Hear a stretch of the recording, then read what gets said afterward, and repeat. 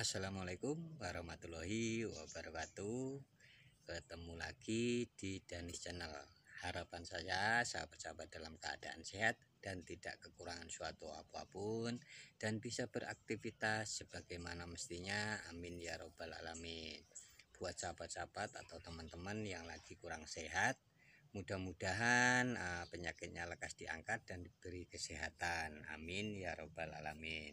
Baik, pada kesempatan kali ini saya akan berbagi bagaimana cara membuat media tanam untuk untuk menanam di dalam polybag.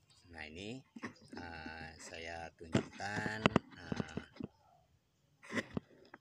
Nah, ini adalah media tanam untuk saya tanam nanti di polybag.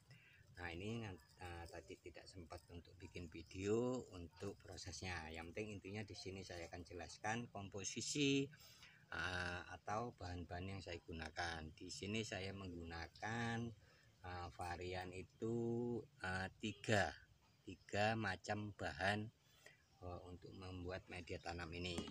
Nah, ini yang pertama saya menggunakan tanah humus atau tanah biasa juga. Kalau di teman-teman nggak ada tanah humus, itu tanah biasa. Yang penting bagi sahabat-sahabat yang belum paham, tanah humus itu apa sih, Mas? Tanah humus itu adalah tanah bagian yang paling atas dari permukaan tanah. Nah, itu minimal itu 10 sampai 15 cm. Kurang lebih dari kedalamannya seginilah. 1 jengkal atau 2 jengkal tergantung daerah dan wilayah kita. Yang penting intinya tanah bagian atas. Ada juga yang ngomong misalkan nggak ada tanah humus atau tanah ini, pakai tanah seadanya. Jadi kalau kita jadi petani itu jangan kita persulit. Jadi seadanya di lingkungan kita itu kita manfaatkan. Itu boleh. Nah, yang kreatif salah satunya yaitu kita bisa memanfaatkan lahan atau bahan-bahan yang ada di sekitar kita. Contohnya saya ini, kenapa saya menggunakan atau menanam di dalam polybag. Nah, ini saya menggunakan polybag.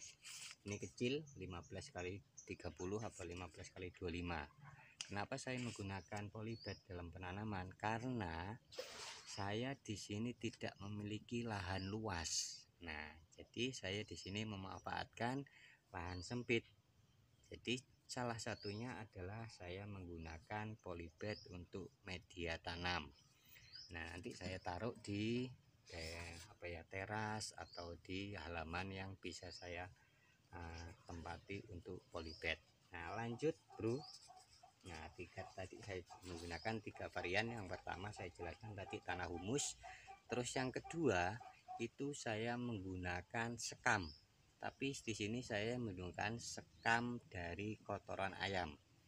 Nah, kenapa saya menggunakan kotoran ayam? Itu multifungsi. Dan di lingkungan saya atau di tempat saya itu sekam itu murah. Satu karungnya sekam kohe ayam itu 6.000, bahkan bisa 5.000.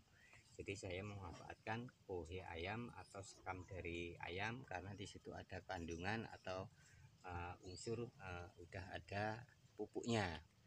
Nah, ada juga teman-teman yang bilang sekam ayam itu nanti banyak penyakit. Nah, itu kalau bisa kita mensiasati itu penyakit itu bisa kita kendalikan. Terus untuk yang komposisi yang ketiga itu saya menggunakan kohe kambing.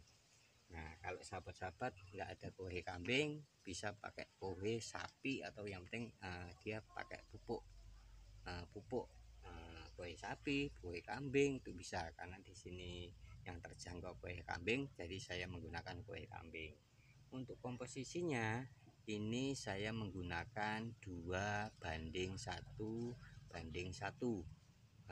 Gimana sih 2:1:1 itu? Di sini saya jelaskan. Yang dimasukkan 2:1:1 itu adalah kohe ayamnya 1 karung, contohnya ya, 1 karung, kemudian kohe kambingnya 1 karung, tanah humusnya 2 karung. Nah, itulah perbandingan untuk komposisi media tanam ini. Kenapa saya menggunakan 2:1:1? Itu karena musim. Nah, saya di sini karena sering nanam di polybag, jadi musim itu harus kita sesuaikan dengan media tanam yang ada di polybag. Kalau saya ini menggunakan 2:1:1:1 karena di sekitar saya insya Allah perkiraan saya kalau pas saya nanam nanti musimnya kemarau. Kalau musim kemarau, jadi kelembapan yang ada di dalam polybag itu harus kita jaga. Beda lagi kalau kita menanam dalam kondisi atau musimnya penghujan. Itu biasanya saya menggunakan 1:1:1 dan banding 1. Kohe ayamnya 1, tanah humusnya 1, dan kohe kambingnya 1. Karena itu kalau musim hujan kita harus bisa menetralisasi kelembapan yang ada di polybag.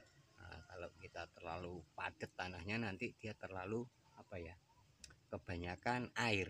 Nah, kalau kebanyakan air nanti akan berpengaruh ke tanamannya. Pada intinya begitu. Nanti saya kalau kurang jelas nanti saya bikinin video untuk bagaimana sih musim penghujan dan musim kemarau kita membuat media tanam supaya hasilnya itu tetap maksimal.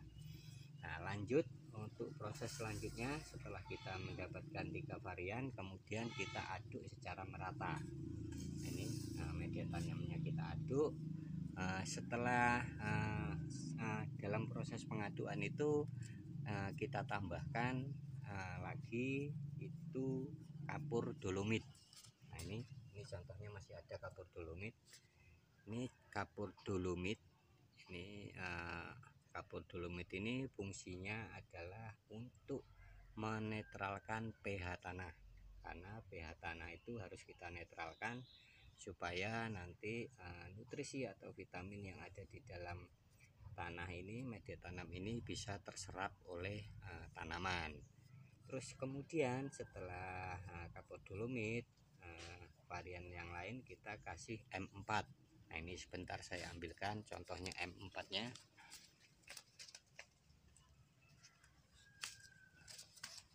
Nah, ini bolo, ini namanya M4. M4 ini fungsinya pokoknya untuk pembusukan tanah ini.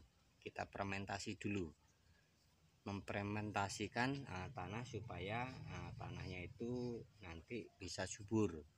Nah, jadi kita fermentasi menggunakan M4.